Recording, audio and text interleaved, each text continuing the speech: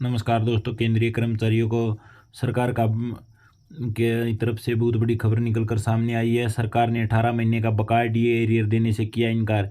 यहाँ समझे महंगाई भत्ते का पूरा गणित। तो दोस्तों, केंद्रीय कर्मचारी के अरमानों पर फिरा पानी। सरकार ने जो 18 महीने का डीए एरियर था उस पर इनकार कर दिया है। इसी को लेकर आज हम आपको इसी वीडियो में बताएंगे, तो बने रहे हमारे यूट्यूब चैनल पर लास्ट तक और इस वीडियो को अंत तक जरूर देखिएगा।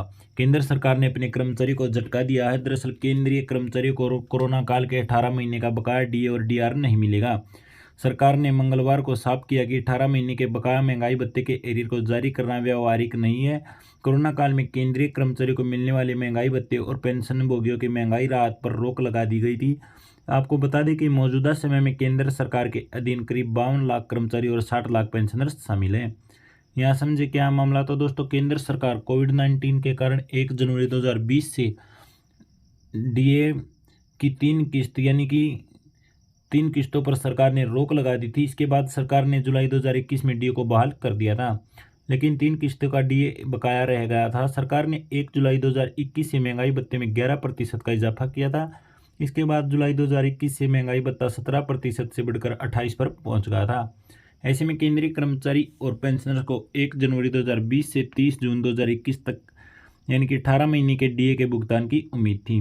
चूंकि ये बढ़ोतरी बाद में की गई है, ऐसे में कर्मचारी को इसके एरियर मिलना था, लेकिन सरकार ने इसके लिए मना कर दिया है।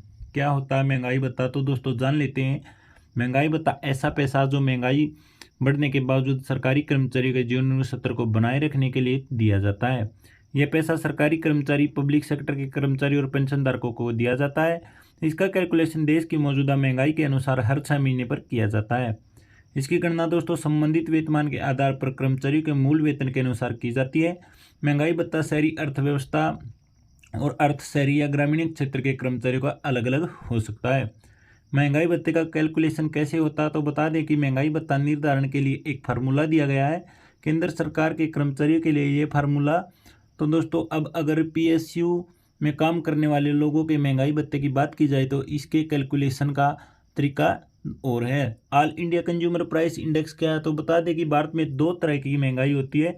एक रिटेल यानी खुदरा और दूसरा थोक महंगाई होती है।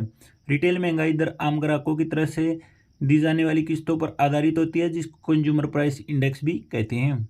डीए के बाद कैसे बदलती है सैलरी।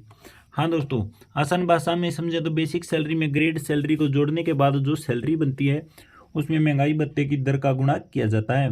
जो नतीजा आता है उसे भी महंगाई भत्ता यानी डेयरनेस अलाउंस का जाता है। अब इसे एक उदाहरण से समझते हैं। मान लीजिए आपकी बेसिक सैलरी 10,000 रुपये और ग्रेड पे 1,000 रुपये, दोनों को जोड़ने पर टोटल 11,000 रुपये हुआ। अब बढ़े हुए 38% महंगाई भत्ते के लिहाज से देखें तो यह 4180 रुपये हुआ। सबको जोड़कर आपकी टोटल सैलरी 15,180 रुपये हुई। तो दोस्तों, अगर मिलता है तो क्या मिलता है एरियर। आपकी सैलरी जितनी बढ़ेगी उसी आधार पर आपका एरियर भी तय होगा। सैलरी कितनी बढ़ेगी यह जानने के लिए आपको अपनी बेसिक सैलरी चेक करनी चाहिए।